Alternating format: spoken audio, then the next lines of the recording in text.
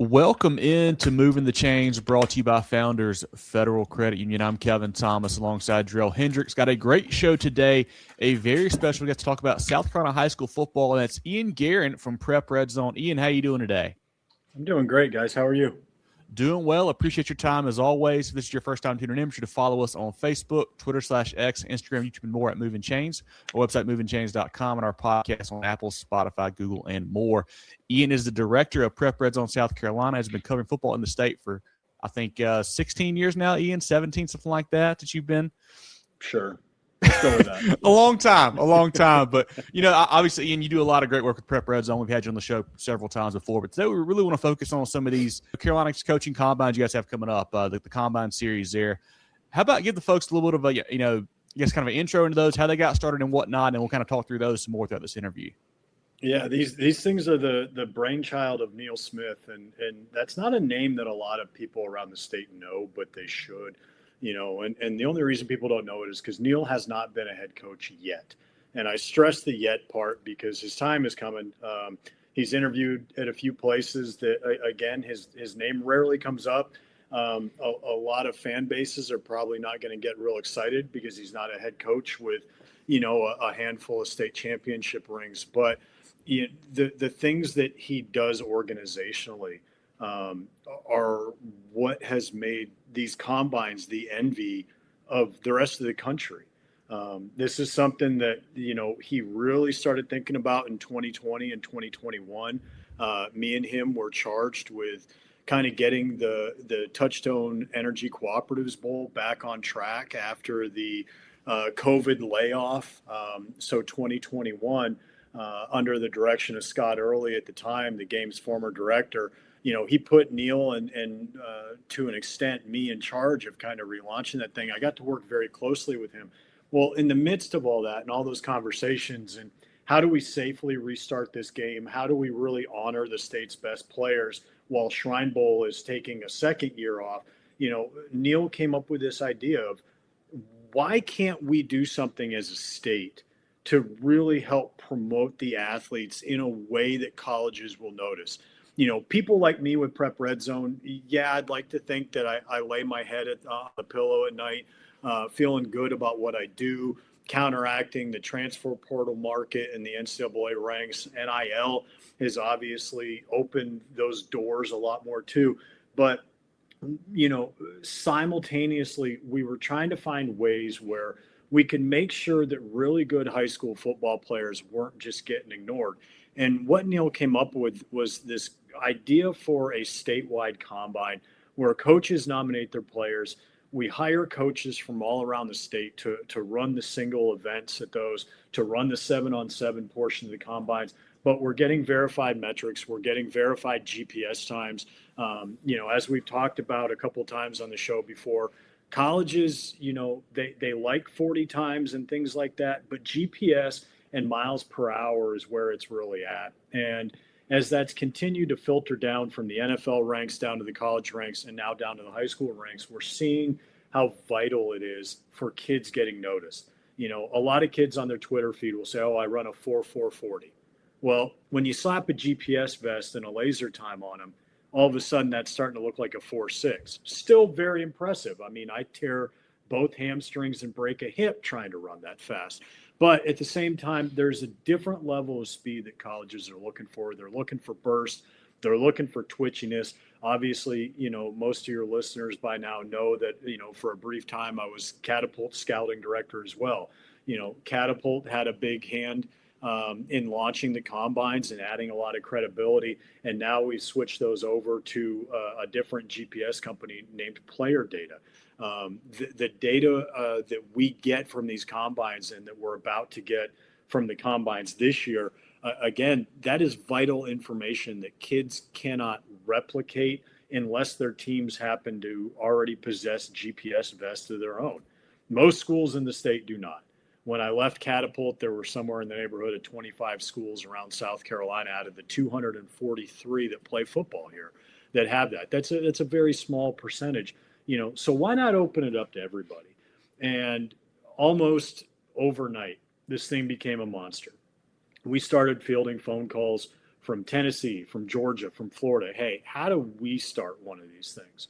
Well, everybody else is lagging behind what the Carolinas coaches combines have become. After that second year, Neil expanded it into North Carolina with a partnership with the North Carolina Football Coaches Association.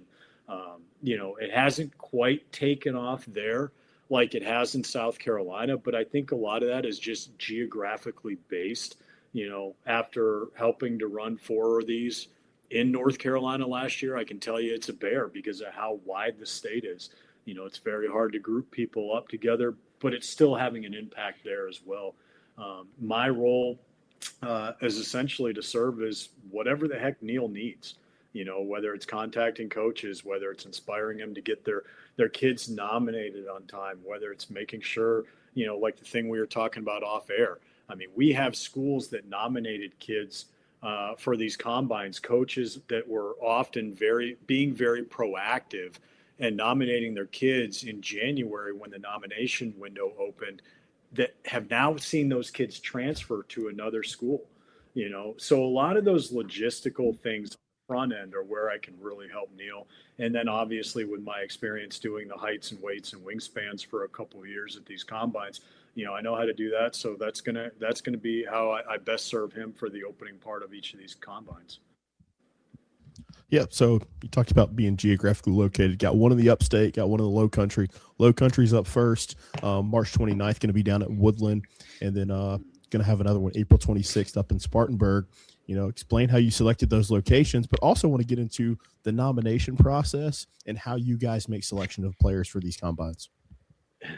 The nomination process and the selection process could not be any more transparent. I've literally run for public office before, using transparency as one of my key aspects. So trust me, it's a big deal to me. People like to throw darts after the fact. Oh, why wasn't this kid selected? 95% of the time when a coach asks me that, the coach never nominated the kid. It's all an automated system. The coaches are emailed a password. They nominate their kids, and unless something goofy happens, we're going to find a spot for that kid. Now, it might not be the easiest location. They may have to drive a little further. One of the things that we're learning this year is scaling back from 4 combine sites to 2 for the initial phase of these things. It's actually getting a little bit easier to place because we can divide teams up with how the South Carolina Athletic Coaches Association deems them. Are they an upper state school or a lower state? So, we wanted to have sites that were easy to get to. We wanted to have some sites that we had some familiarity with too. Woodland has hosted the last couple of years.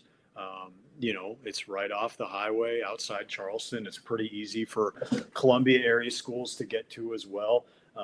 We pretty much have a blank canvas to work with where we can get players checked in, get their heights and weights taken care of, get them vested up, and then we move them to midfield. We give a little pregame rah-rah speech, and then it's off to the races. Spartanburg's the same deal. I mean, if you've been to Spartanburg, flat out, it's an easy venue. I mean, last year I literally had my truck parked right next to where we were set up, putting vests on kids and doing heights and weights. You've got that big open concourse, and again, it's a huge stadium that can house that many athletes. The big difference this year is going from 4 combine sites to 2 is that we had to add an extra session at each site.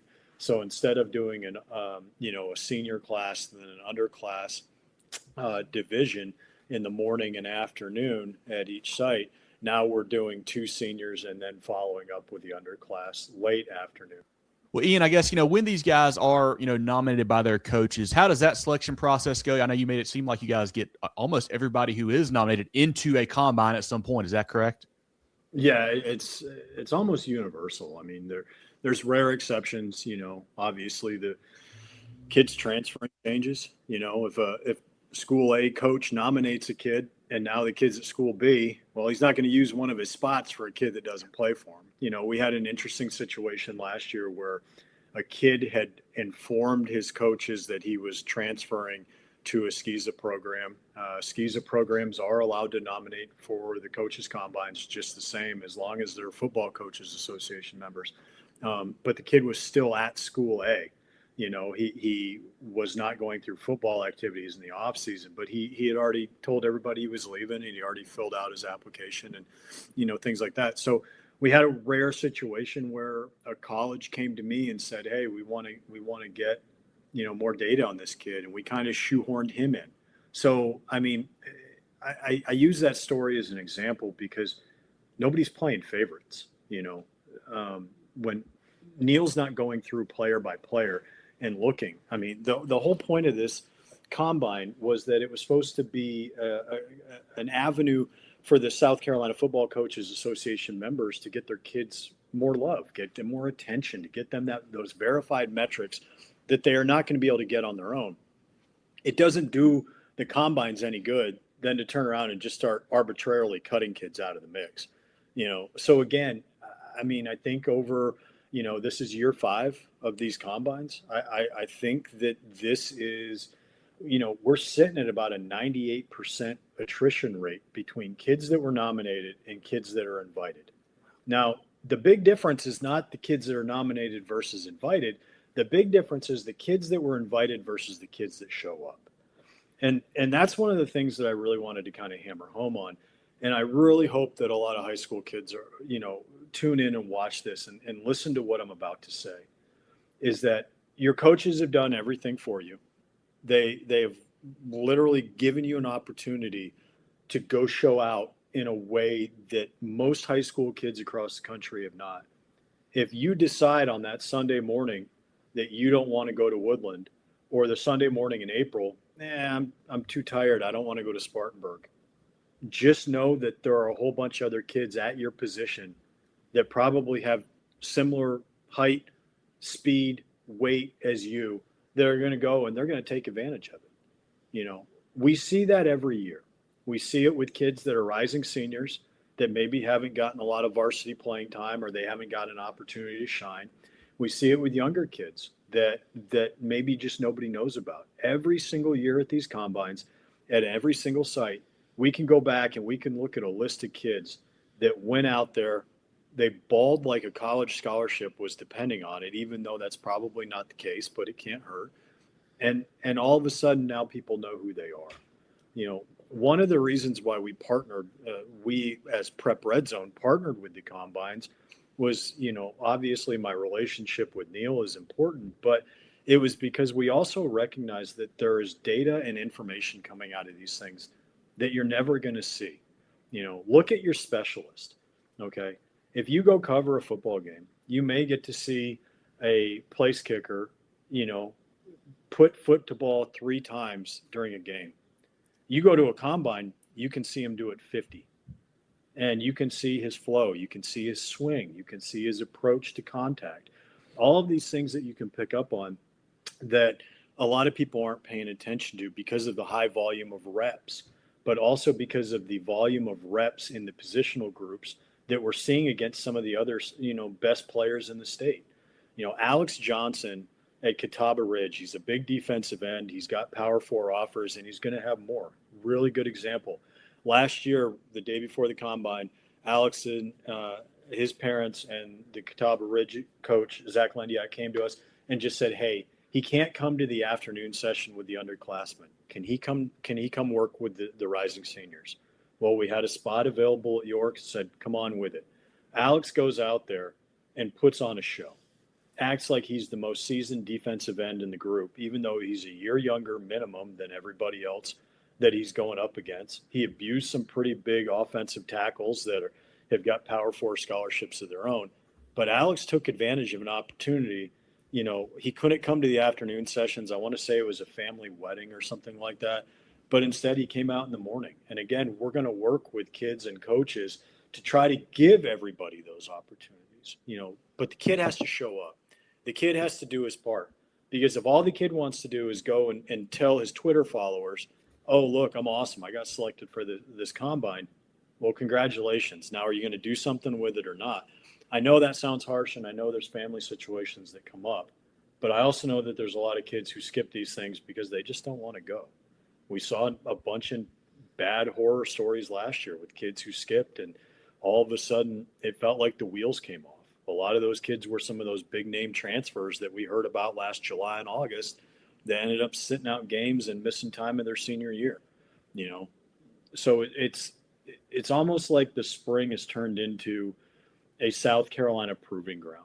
Which kids are going to really go after it, take advantage of these opportunities, and then let that be the springboard into the rest of their high school, whether they're a rising sophomore or a rising senior. The kids picked for these things all have that opportunity to shine. That's great advice, and I'm glad that you were able to kind of lead into my next question, because we really wanted to ask what the impact was, what this meant for the players, because state of South Carolina is kind of overshadowed by three really big recruiting hotbeds of Florida, Georgia, North Carolina. So how does this combine kind of really just showcase? I know there's not a real metric that you can use to see how it impacts the players, but what have you seen maybe through Prep Redzone and how you guys evaluate talent in recruiting? How has this combine helped you and other recruiting services get those names out there for these kids? Well, I think the biggest thing is, and one of the reasons why I've been with Prep Redzone since we launched this site in South Carolina, one of the things that I really love is we're not just focusing on those Power 4 kids. If you look at the big national ranking services, and everybody knows who they are, you're talking about ESPN, On3, Rivals, those types of organizations are often, for lack of a better term, it's almost like back-end recruiting digging. Okay. A lot of the guys that are going to get Power 4 offers, some of those sites haven't paid attention to because they don't have them yet. Their contacts are more at the college level. Obviously with Prep Redzone, we've been very clear about this since September of 2020 when we launched, was that this is not just a website for those Power 4 guys. It's not just the biggest names in the state.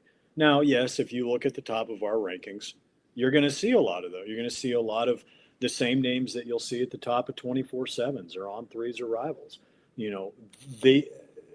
Sometimes a really good high school football player is just going to be a really good college guy too, and it's easy. Where the difference comes with Prep Redzone and for the combines is that we're allowing that non-Power 4 kid to get his chance. Because Division II scholarships, they matter too. 1AA FCS scholarships, those matter too. Division III roster spots, those matter. Derek Sally from Ashley Ridge a couple of years ago finished second in the country in receiving yards and didn't get a lot of Power 4 interest, goes out to Hutchinson Community College and, plays some awesome football for a couple of years, and now he's headed to K-State. I can't tell you the last time Kansas State was really actively recruiting a kid directly out of the high school ranks from the state of South Carolina. Doesn't happen very often. But he's at Hutchinson Community College, not too far away from Manhattan, Kansas, and turned some heads. I'm not saying that Derek did all that because of what he did in the combine, but more people noticed, We're seeing that on a yearly basis. We're seeing that coaches are taking the data that they're able to get from the combines, because a lot of this data is public. I mean, the GPS data isn't necessarily public. They can get bits and pieces of it through our media partnership, if they're Prep Redzone subscribers. But a lot of this other data is public. You can get on there and you can check the height and weight of every kid that's come through the combine since the thing started. It's not just taking a high school coach's word for it. Hey, is this kid fast? Well, we've got him with a laser timed 4.51. What do you think? And that's before they even get to the GPS data. So a lot of these colleges in the Southeast are seeing this as an unofficial recruiting fair for them, because they can take the data pack and let's say that a Division II school says, hey, we're looking for an interior offensive lineman. He's got to be at least 6'2". They can comb through these lists and they can just put a circle around every kid that's 6'2". We see it every year where kids are getting offers within a month of participating in the combine. They're getting attention from bigger schools that maybe never would have paid attention, just saying, hey, we're going to get you on campus. We're going to do our own measurements.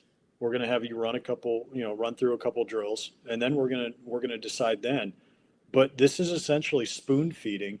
Who knows how many colleges, because every one of them's got access to it if they know where to look.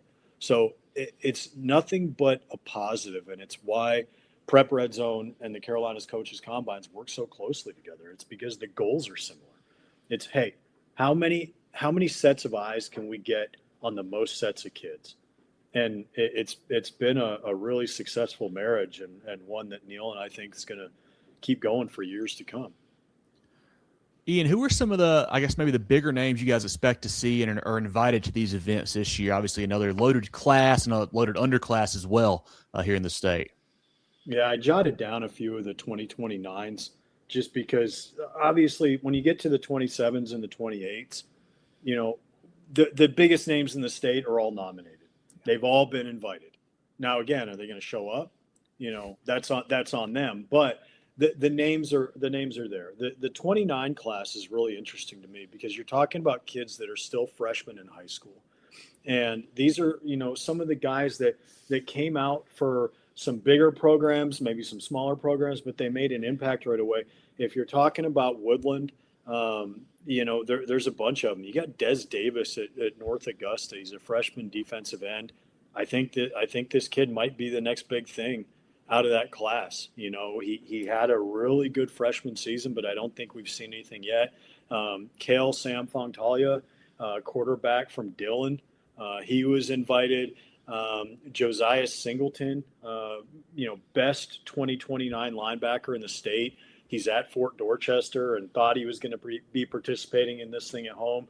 There were some logistical things at Fort Dorchester last week. We had to call an audible and move it back to Woodland. But Josiah is expected to be there. You know, he's a freak freshman linebacker. He's got every measurement that you'd expect to see out of a 15-year-old kid. And I think he's got next.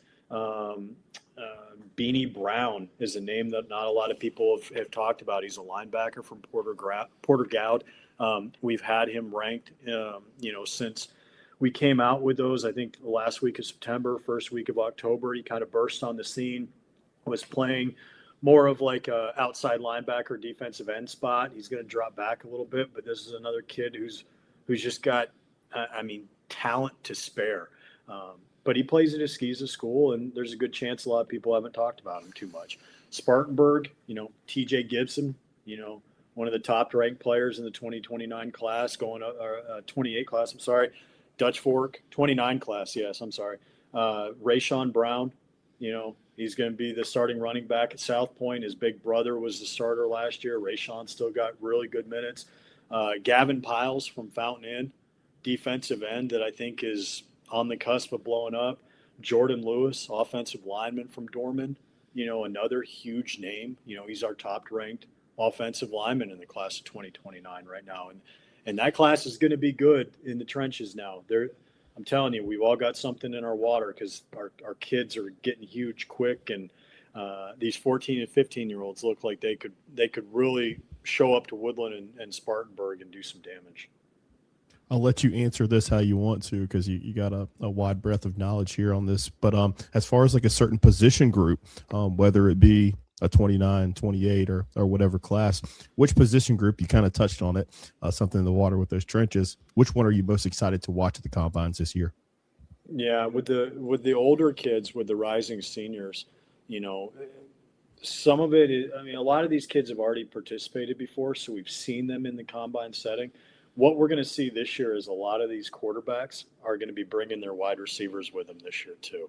And these are guys who maybe a year ago weren't maybe on their own coach's short list, but then turned around and blew up. I mean, there's kids all over the state that are going to be in those the rising senior sessions at both Woodland and Spartanburg in the morning and early afternoon sessions who are going to be throwing the ball to guys that they're comfortable with. I mean, what that can do for a quarterback and a receiver at a combine is now all of a sudden you've got those 7-on-7 portions or those individual drill portions that are starting to really fire on all cylinders. You know, we saw it last year. You know, kid from Swansea, you know, came in and was just all of a sudden just throwing it all over the place. Well, he had somebody that he was comfortable throwing with. You know, kid's only 5'10" as a quarterback, which isn't going to get him a lot of publicity at that height.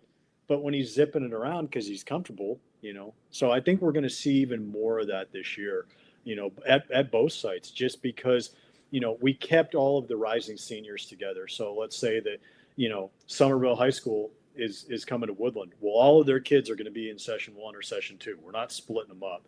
A lot of that is to make sure that the kids are riding together, and if they are riding together, that they're all showing up, and you don't have one kid sitting around all morning or all during the early afternoon session waiting to get a lift home. But you bring them all in together.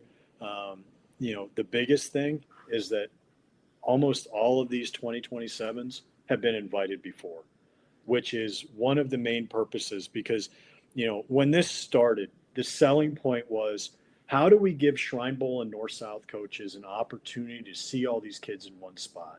So essentially what this was doing was taking over the old Shrine Bowl combine of old, where a couple weeks out, the Shrine Bowl head coach would send a notice and a list of 100 players and be like, hey, we want to look at these guys for Shrine Bowl.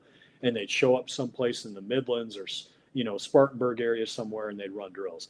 Well, now instead of that, we've got 28s and 29s that are showing up this year. They're going to know how to run every station. They're going to have experience doing that, where the nerves are gone, so that when they show up and they get invited next year as rising seniors, and those Shrine Bowl and North-South coaches are there, they're not nervous because, oh God, I don't know how to jump on this pad, or I don't know how to start properly at a 40.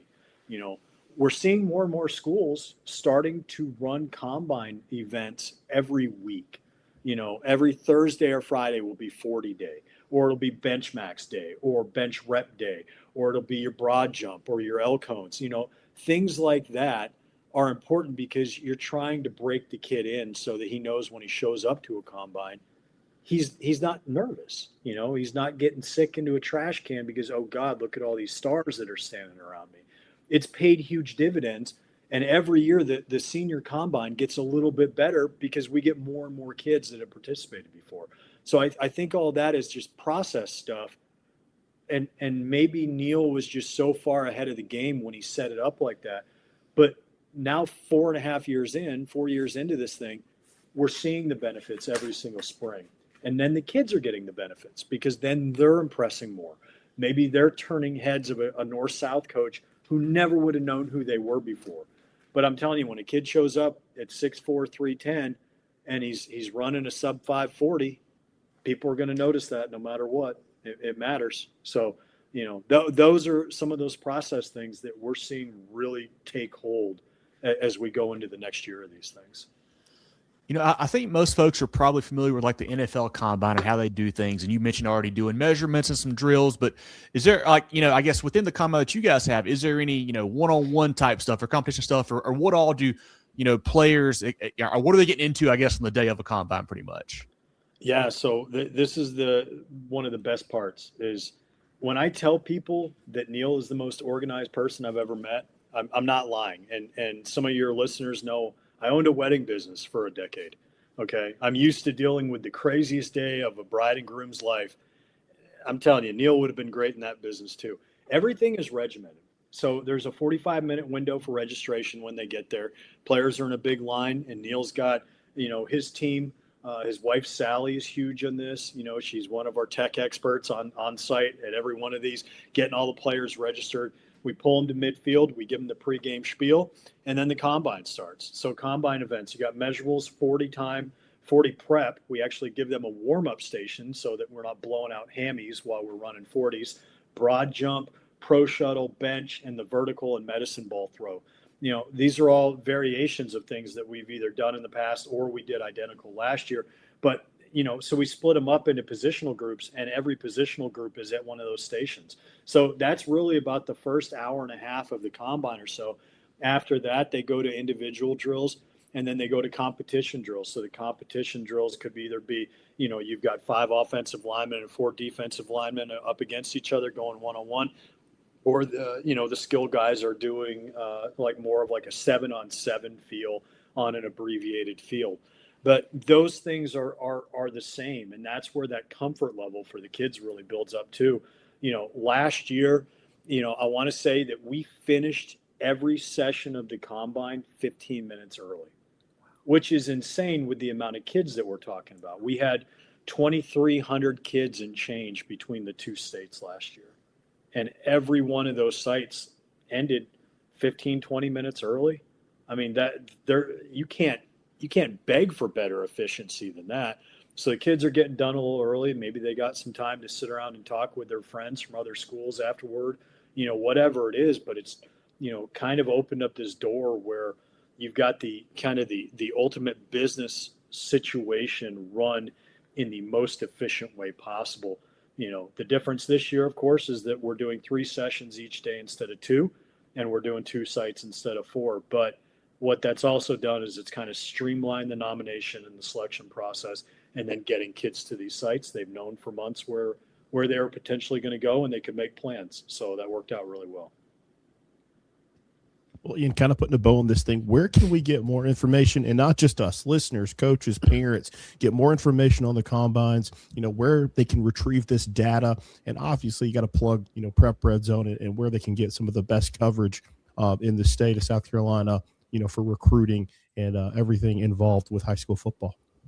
Well, you already started tying that bow for me, Jerel. So obviously as the media partner, I mean, we've got access to, we've had access to, the data from the nominations and the invitations before they even went out, last week. And so we've been kind of, writing, for lack of a better term, game advances on every site and every class. I mean, we're pulling out kids that we expect to dominate, those big name guys across the state that everybody knows, but also we're pulling out sleepers. We're pulling out guys that, hey, we think this kid is about ready to make the jump, and this is going to be the first opportunity we have to see it. Now, as far as the day of, the Carolina's Coaches Combine Twitter account, it's really easy to find. They've got a Linktree page with everything, and I mean everything, guys. You can go on there and you can see the schedule. You can see the invitation list. They're all grouped together by session and site. And then when all of that data starts coming in, we're updating it live. So when we do height and weight and wingspan on kids, I'm sitting there measuring them out on the devices that Neil has now, he's obviously purchased through the LLC for these things. We've got top of the line equipment. We measure those guys out, and I've got 2 lines standing in front of me, and I've got one line feeding to one computer, one line feeding to the other computer. The second they type those into the system, it's accessible by everybody. All you got to do is hit refresh every couple minutes, and you're going to see new data popping in. Kids 40 times, their broad jumps, their L cones, all of that stuff is populated automatically into the spreadsheet. That's all free and open to the public. Obviously, they can't edit it, but you can kind of track it as you go.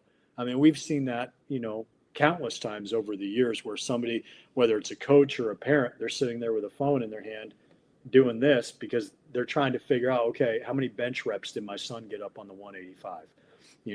That stuff's all made it really awesome too, because it's made it kind of an interactive experience. You tell most parents, hey, I want you to go drive your son 2 hours to a combine on a Sunday morning in March or April.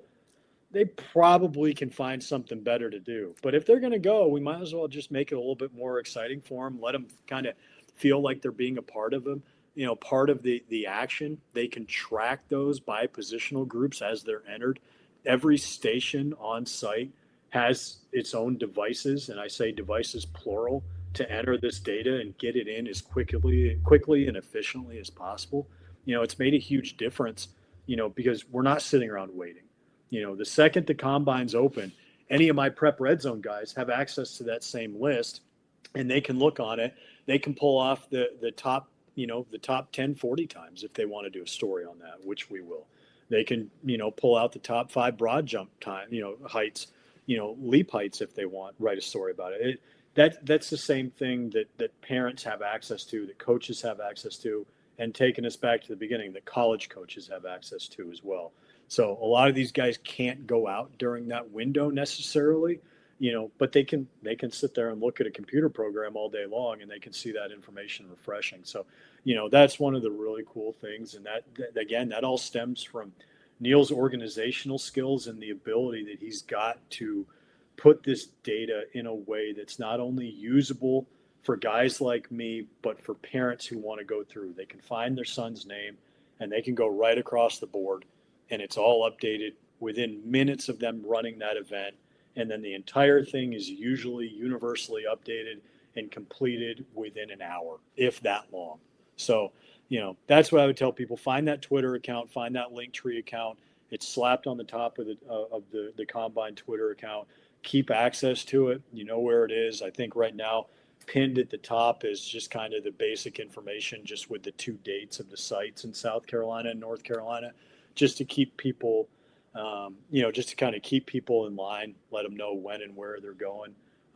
And then the one big thing that hasn't been announced yet is that there will be an invite-only combine.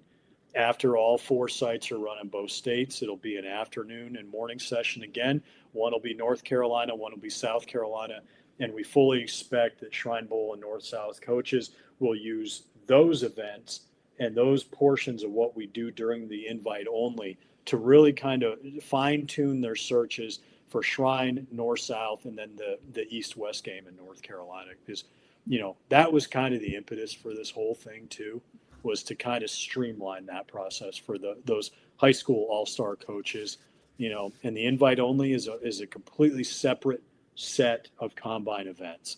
We only do heights and weights at the invite-only of kids that somehow, for whatever reason, weren't able to participate the first time through.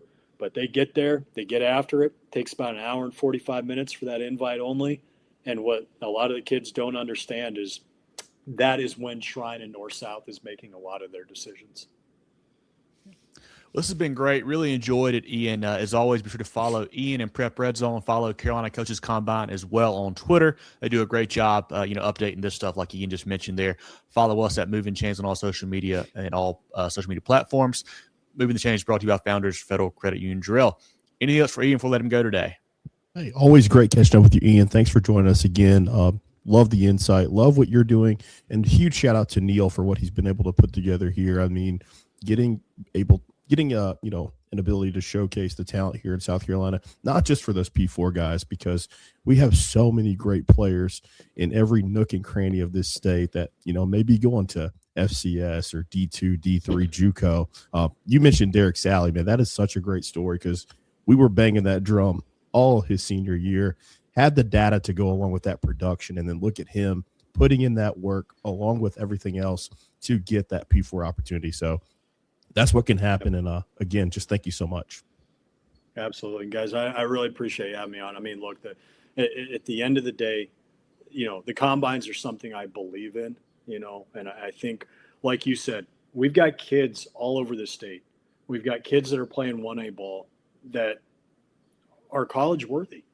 There are going to be, 490-ish kids ranked by Prep Redzone in the class of 2027 after our spring ranking cycle.